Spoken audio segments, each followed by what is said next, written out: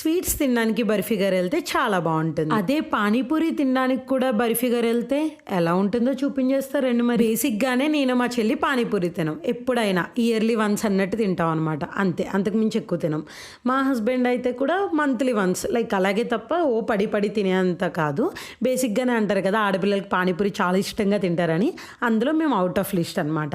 ఇంకా అక్కడికి వెళ్ళిన తర్వాత వాళ్ళు మెయింటైన్ చేసిన విధానం అవన్నీ అయితే బాగున్నాయి. కొంచెంసేపు ఆ ప్లేట్ పట్టుకుని అయితే ఆనియన్స్ అడిగేసుకున్న తర్వాత పానీపూరి తినగానే ఏంట్రా బాబు ఇంత చల్లగా ఉంది అని అనిపించింది. బేసిక్గా పానీపూరిలో వేడివేడిగా కర్రీ పెట్టించి పానీ వేసి ఇస్తారు కదా, అప్పుడు కొంచెం బాగుంటుంది.